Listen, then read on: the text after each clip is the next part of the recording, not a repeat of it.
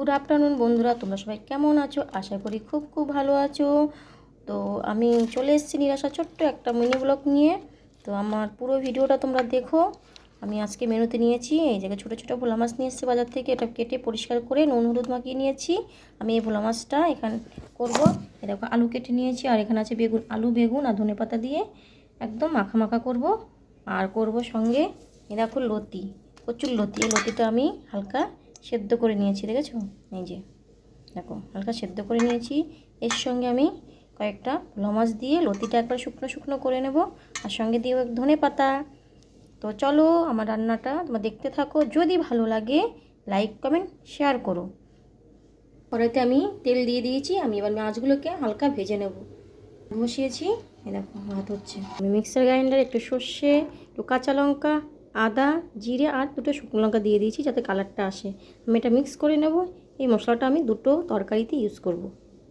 দেখো বন্ধুরা, আমি মাছটা একটু হালকা ভেজে নেব। একদম কড়া ভাজবো না মাছটা, ভোলা মাছ তো কড়া ভাজলে ভালো লাগবে না। দেখো বন্ধুরা, আমি মাছটা একটু ভেজে নিয়েছি। এটা হালকা ভেজে নেব। এবার বেগুনটা নরম তো, এই জন্য ভেজে একটু পরে দেবো বেগুনটা। কড়াইতে তেল দিয়ে দিলাম জিরা ফোড়ন। করার জন্য আলু দিয়ে দেবো। আলুটা লাল লাল করে ভেজে নেবো। এর দিয়ে সব মশলাগুলো দিয়ে জল দিয়ে দেবো।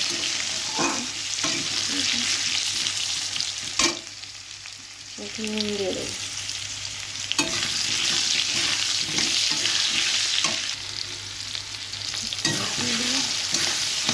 একটা মশলা দিয়ে দেবো। প্লাস সামান্য একটু জল দিয়ে দিলাম, তাহলে ভালোভাবে কষানোটা হয়। মশলা যদি ভালোভাবে না কষানো হয় না, ভালো লাগে না।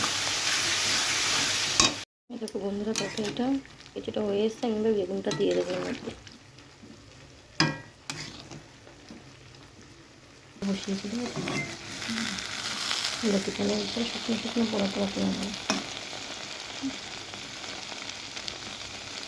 ভেজে রাখা বেগুনটা দিয়ে দেবো এর মধ্যে।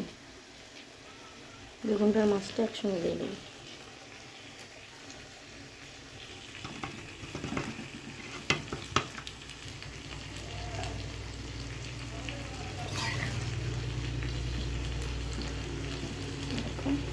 কিছুক্ষণ হবে, ধনে পাতা দিয়ে আমি নামিয়ে নেবো তরকারিটা। দেখো বন্ধুরা, তরকারিটা আমার পুরো কমপ্লিট, পুরো মাখা মাখা। আমি এবার ধনে পাতা দিয়ে তরকারিটা নামিয়ে নেবো। তো কেমন হয়েছে তোমরা প্লিজ কমেন্টে বলবে, ঠিক আছে? দেখো লাল লাল ঝাল ঝাল ভোলা মাছ আলু বেগুন দিয়ে, আর সঙ্গে ধনে পাতা। তো বন্ধুরা, দেখতে যদি সুন্দর না হয় না, খেতে যতই ভালো লাগুক কিন্তু সেটা ভালো মনে হয় না। দেখতে যদি ভালো হয় ওটা খেতে ভালোই লাগে। দেখো কালারটা কিন্তু সেই এসছে, খুব সুন্দর কালার এসছে। ধনে পাতাটা দিয়ে আমি এবার নামিয়ে নেবো, ঠিক আছে? দেখো বন্ধুরা, আমার তরকারিটা পুরো কমপ্লিট। দেখো আমি ভেবেছিলাম মাছগুলো ভেঙে যাবে, দেখো মাছগুলো পুরো গোটা গোটাই রয়েছে, একদম ভাঙেনি, দেখেছো? মাছগুলো পুরো গোটা গোটা রয়েছে, দেখেছো? প্রত্যেকটা মাছ গোটা গোটা রয়েছে, ভাঙেনি। আর খুব সুন্দর কালারটা এসছে। তো আমার রান্না কমপ্লিট। দেখো কেমন হয়েছে বলো। এখানে লতি রান্না করেছি, লতিটাও সেম। দেখো মাছগুলো পুরো গোটা গোটা রয়েছে, দেখো, দেখেছো? বলেছিলাম পোড়া পোড়া লতিটা করবো। দেখো খুব সুন্দর, মাছটা ভাঙিয়ে কিন্তু। দেখো আমার পোড়া পোড়া লতিটা কমপ্লিট। আমার এরকম করে লতি খেতে খুব ভালো লাগে। কার কেমন ভালো লাগে প্লিজ কমেন্টে জানিও।